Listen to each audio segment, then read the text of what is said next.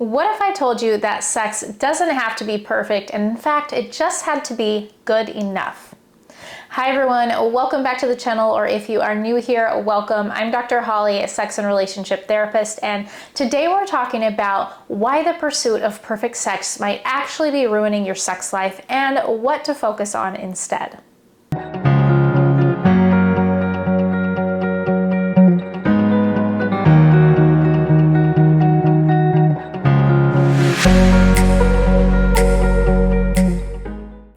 So many of us grew up believing that sex is supposed to be spontaneous, passionate, mind-blowing every single time. Thanks to rom-coms, porn, and glossy magazine covers, we've been conditioned to think that anything less than fireworks means something's wrong. But what if I told you that aiming for perfect sex is not only unrealistic, but it's a trap that could actually be ruining your sex life? Today, I'm going to break down the good enough sex model, a research-backed approach that helps couples move from pressure and performance to connection and satisfaction. We'll unpack the 12 core principles of this model, talk about why variability in sex is actually a good thing, and share how you can start feeling more confident and connected in your sex life starting today. Let's dive in. So thanks to porn and the mainstream media, we've all been sold this idea that good sex is spontaneous, effortless, always orgasmic. So when it's not, when it's tired, awkward, we can't come, or our bodies don't respond in the way that we would like or expect, or sex just isn't the same as it was in the beginning of the relationship, we think that something is wrong with us. That's why most folks come to see me. Despite how they might be feeling, these clients are definitely not broken, but for many, their expectations are. This is why I often advocate for good enough sex. The good enough sex model, developed by sex therapists Michael Metz and McCarthy, gives us a more realistic and much healthier framework for sexual satisfaction. Instead of chasing perfection, it invites us to embrace what is real, reasonable, and deeply human. This model is built around 12 guiding principles, and I want to walk you through each one of them because they will truly change how you think about sex by allowing you to turn down the pressure to be perfect and lean into all the real, beautiful, and messy ways that we can enjoy sex. Principle number 1. Sex is a positive dimension in life, an invaluable part of your individual and couple comfort, intimacy, desire, pleasure, eroticism, and satisfaction. I often work with women who have internalized this belief that sex was only for their partner's pleasure. When they begin to explore what really feels good and allow themselves to receive pleasure without guilt, they often say that for the first time, sex feels like something that's for their own pleasure and is actually nourishing. This shift allows them to feel like sex is something that they can enjoy and look forward to, and not just another item on their to-do list.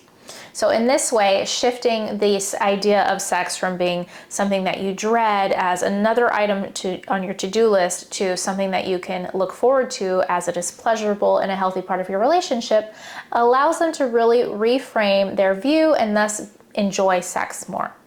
Number 2, relationship and sexual satisfaction are the ultimate focus and are essentially intertwined. You are an intimate sexual team.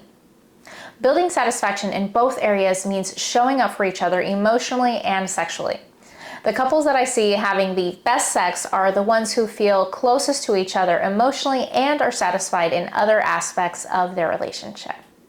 Number 3, realistic psychological, biological, and relational expectations are essential for sexual satisfaction.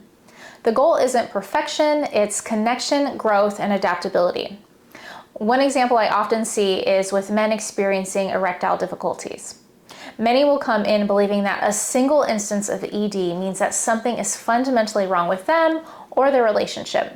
But the reality is erection issues are incredibly common and often tied to stress, anxiety, and other factors, not desire or attraction. When we normalize these fluctuations and the idea that penises don't always work perfectly, we're able to shift the goal from perfect performance to meaningful connection, and the pressure lifts.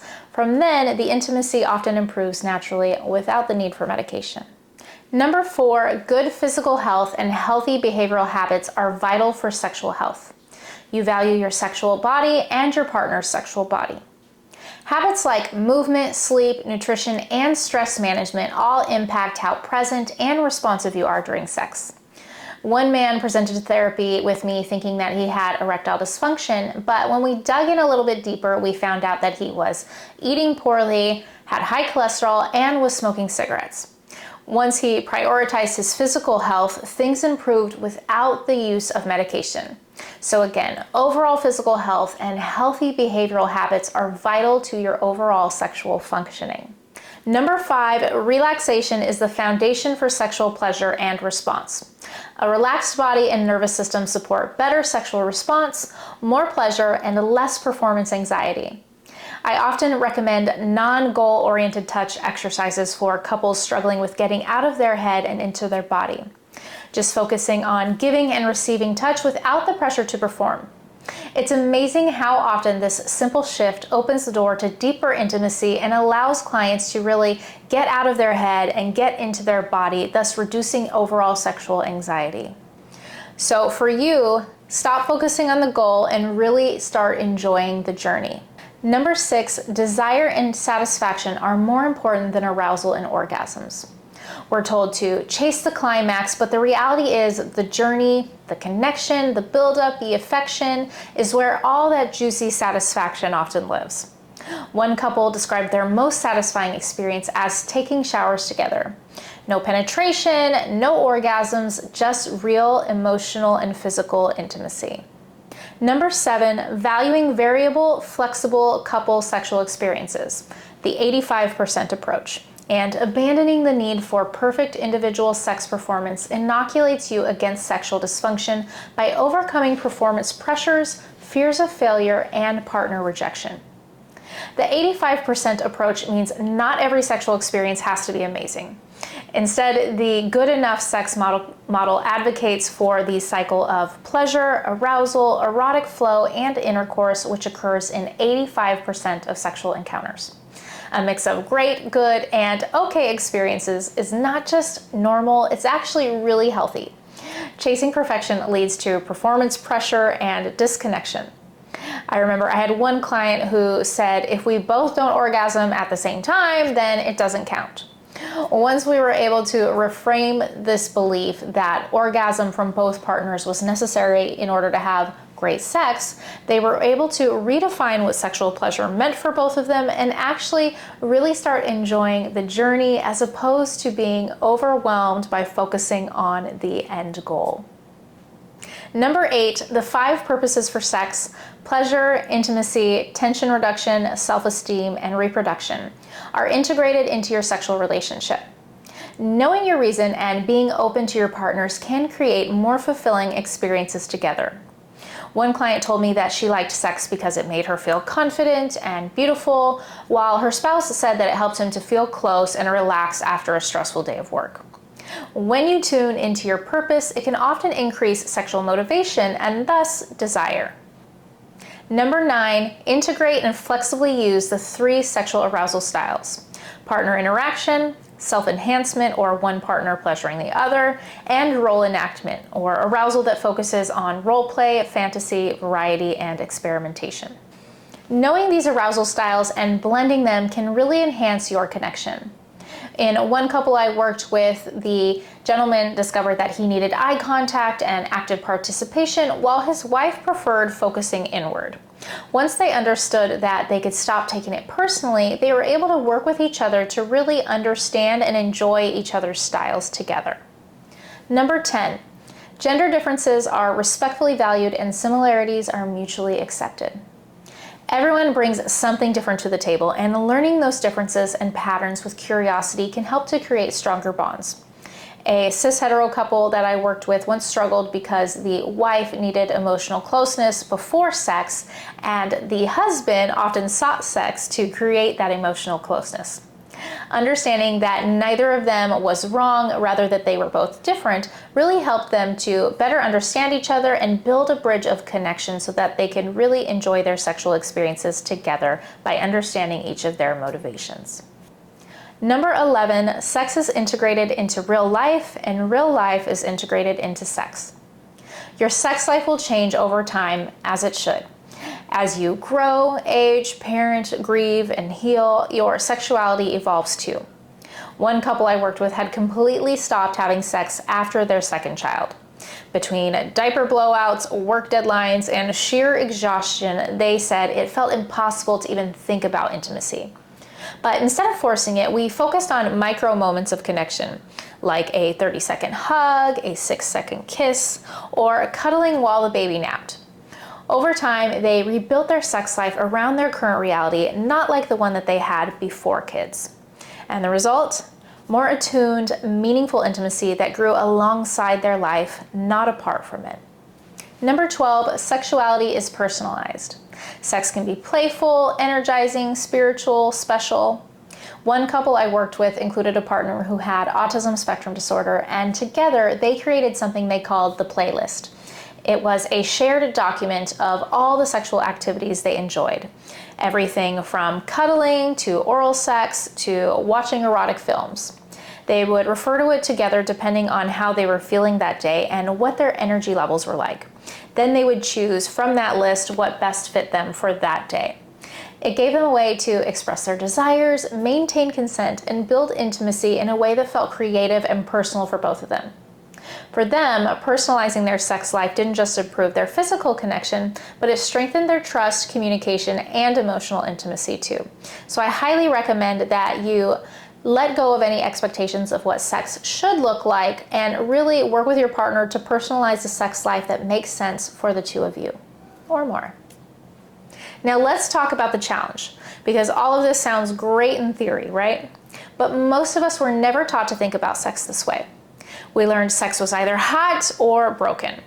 We learned to judge ourselves, to worry about how we look, sound, or perform. And for me, this really hit home after having a baby. My body changed, my hormones were all over the place, and for a while, sex felt like a chore. But more than that, I didn't want sex at all. And that was terrifying, especially because I'm a sex therapist. I started to spiral, questioning whether or not I was a fraud because I had trouble wanting the very thing that I helped others feel more empowered around. There were nights where I would lie next to my husband feeling numb, guilty, and disconnected, wondering what happened to the part of me that used to feel sexy and playful. What I came to realize is that the pressure to want sex, to feel sexual all the time, was actually a part of the problem. Instead, I had to grieve the version of me that I thought I had to be and get curious about the version of me that I was becoming. I started paying attention to what brought me comfort, what sparked even a flicker of pleasure, and what made me feel sexy in my new body, and how I could ask for intimacy in new ways that didn't rely on wanting sex the way that I used to. Giving myself permission to not have it all figured out was the turning point. I let go of who I thought I was supposed to be as a woman, as a partner, and especially as a sex therapist.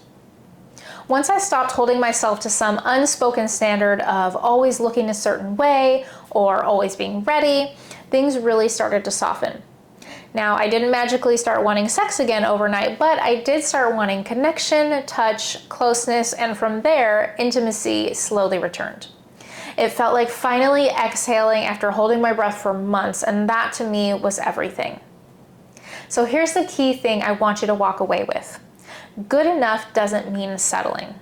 It means choosing something more sustainable, something more real, something more authentic.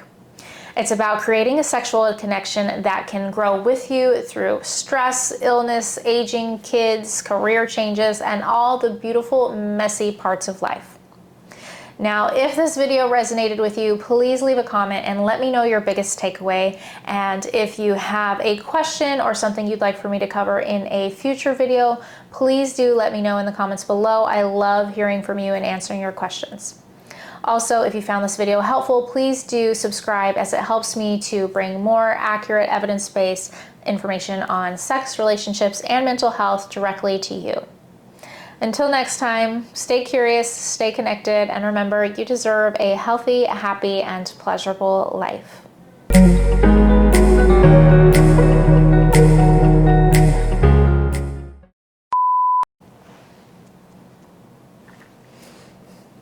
Number 10, gender differences are respectfully valued and similarities